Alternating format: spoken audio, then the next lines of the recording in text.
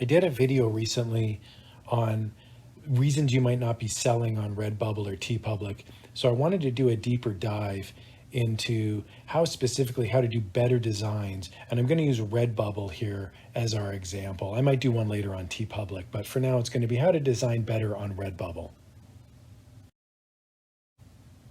Tip number one is pretty straightforward. It deals with design dimensions. So this is the size of the file that you're creating to upload into Redbubble. Now on Redbubble's own page, it recommends a pixel size of 7632 by 6480.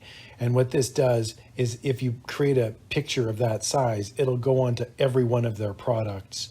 Not necessarily perfectly, but it'll be large enough that it'll support any of the products, including duvets, which is their largest product at this time of this recording. So if you're using Photoshop in order to create your files like I do, I just have a preset set up. So I go into File and then New, and then I create my file, and it's 6480 wide, 7632 tall.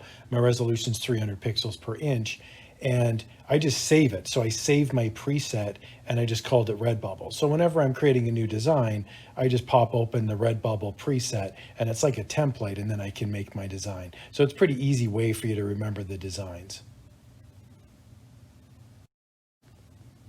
Now, tip number two deals with two different file types, JPEGs versus PNG file. So I'm going to talk a little bit here about the differences between the two, and I've got some examples. And again, I'm not trying to shame anybody or trying to say anybody's a bum because they didn't upload a perfect design. Some people may like the designs that I'm using as an example, and that's fine too. But I feel like overall, you'd probably have more success with a PNG file because it has a transparent background. So again, the reason for this video is to highlight possible reasons that you might not be making as many sales as you would like. So here's an example of a relatively decent t-shirt design, except for the fact that it's got a huge white background, and so it's a square on the t-shirt or any of the other products that it gets uploaded. One of the benefits to Redbubble is that you can select different colored t-shirts. So if you were to remove that white background, this would look amazing on a black shirt, a red shirt, a purple shirt, whatever the color is. So again, you're just playing the odds here, and you want to have a PNG file with a transparent background so that it increases the likelihood that someone will purchase that shirt or that design. Here's the same sort of idea, same t-shirt with a white background. It's a decent design. Imagine how good that would look without the white background on, say, an orange shirt or a cream colored shirt. So again, this is a quick win, right? If you're uploading designs and you're saving them as JPEGs, I would say stop and save the same file with a transparent background without that white background. Save it as a PNG file. And if somebody wants to upload it on a white t-shirt, good on them. But I have to admit, this looks pretty clunky. It looks amateurish, to be honest with you. When you find a t-shirt like this that's got a white square on it, especially if the white square only has white on it, it's obvious this person just saved it as a JPEG instead of saving it as a PNG.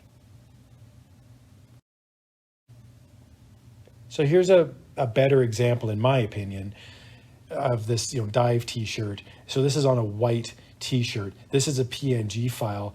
Now let's take a look at the same shirt, but with a different color t-shirt.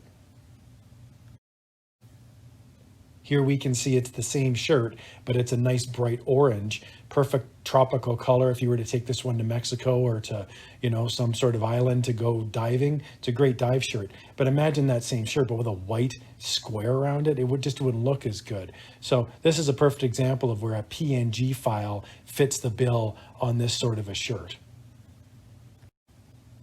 So again, this is a quick win if you're designing shirts or any of the products where you can change colors in the background. I highly recommend just go with a PNG file and let the client figure it out. I've always been amazed at some of the weird stuff that people will purchase, lime green, bright orange, bright pink. At the end of the day, I don't care. I just want to get the sale. So come up with a high quality design that's well centered on your shirt, that looks clean and crisp, and then let them figure out the color piece on it. That's one of the fun pieces of Redbubble is a client can go in and they can select the color of the shirt they want. Why would you rob that and have your own background color on there? Let them pick the background. They feel like they're contributing and it's a great experience for them. PNG all the way. So over the last couple years, Redbubble's added more and more products that you can apply your designs to. So for example, originally it was t-shirts, now it includes stickers and shower curtains and water bottles, coffee mugs, prints, and I'm sure the list will continue to grow over time. That's one of the great things about Redbubble. So with stickers being a relatively newer product, some people just don't grasp the concept of uploading a different design for stickers. It could be the same general design, but the background should be different. So I know in the last tip I was talking about PNG files being transparent. This is one where you'd want to take a look at creating an actual solid background for your stickers and uploading a separate file for your stickers. So let's take a look at an example that doesn't work, and then we'll take a look at a better example, and then what I think is probably the best example. So if you go on Redbubble and if you type in overthink, you get a few results back. One is, hold on, let me overthink this. So this is a sticker for a water bottle is the example, but you could put the sticker anywhere. But look at how clunky it is. It's actually 4 stickers. And in between the words hold on and let me, it's really, really thin. So imagine if you don't apply that sticker correctly, it could rip. It could be a real pain to try to put 4 stickers on and completely align them. It's way too much work. Let's take a look at a slightly better design where somebody's uploaded essentially the same design, but they've uploaded with a solid background.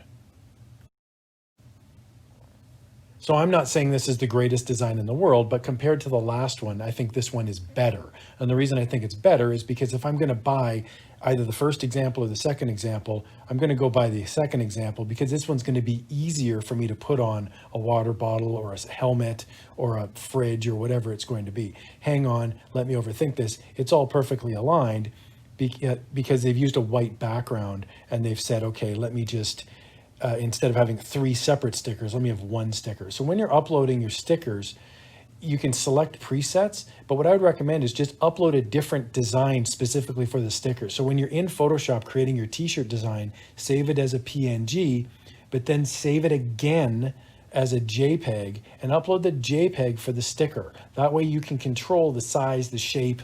The sticker design is now in your control. So here's an example of what I think is, out of the 3 examples, this is the best because it's got a little border around it, it's square, it's got a nice white font on a black background.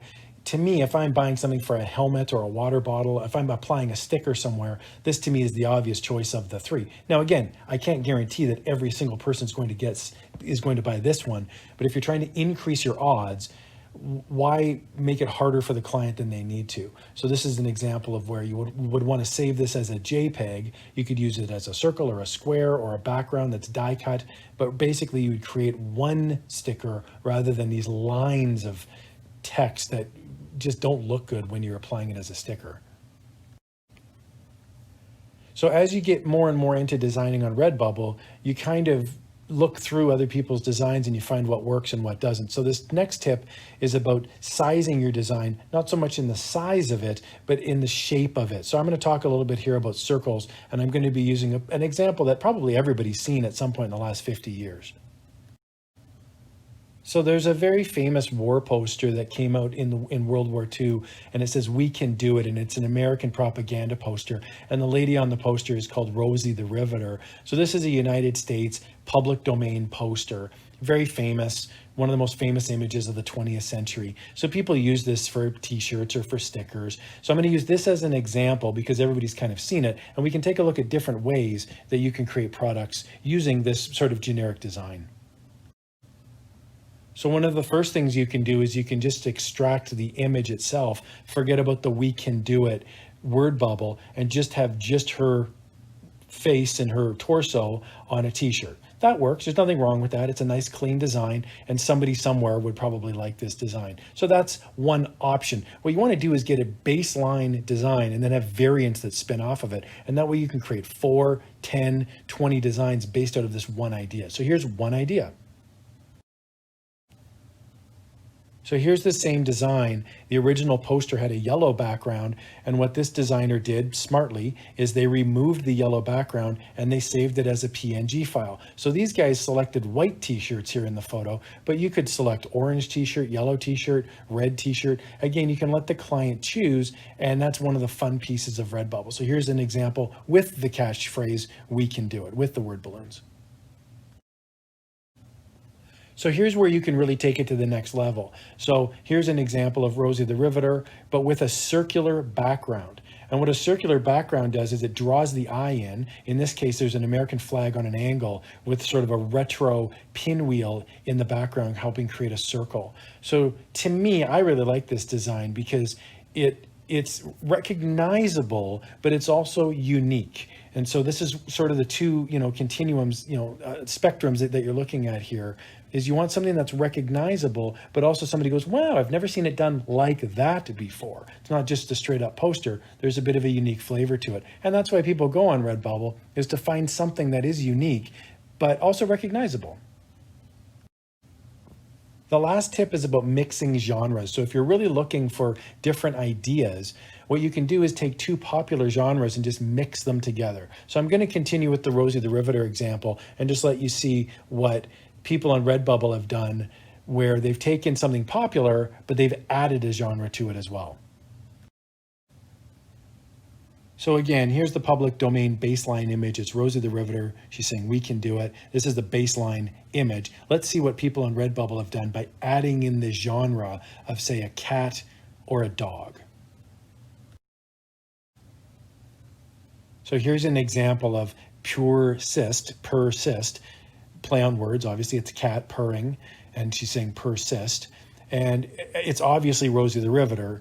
If you compare it to the baseline image, Rosie the Riveter had a bandana on. The cat's got a bandana on. It's a yellow background. It's the same, relatively the same font with the word balloon. It's a pretty witty design. And I can imagine this one, if you're a cat person, goes, oh, interesting. It's recognizable, but unique. That's the trick on Redbubble. You want to have something that's recognizable, but also witty and unique. Now, if you're not a cat person, if you're a dog person instead, here's another example. Instead of "we can do it," this design says "we can chew it." Again, it's witty. If you're a dog person, you look at it and go, huh.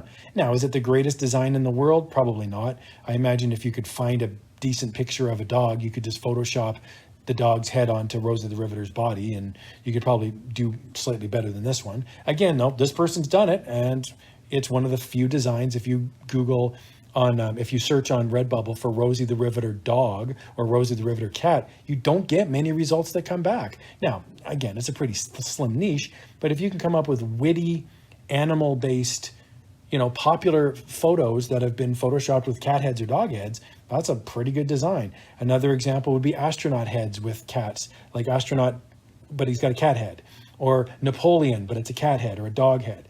Those are, pretty popular. I really hope you guys enjoyed this video and it's given you some ideas on quick wins, ways you can increase your productivity and have some higher quality designs right away on Redbubble. So if you like this video, consider subscribing. Thanks a lot for watching. Have a good one. Thanks.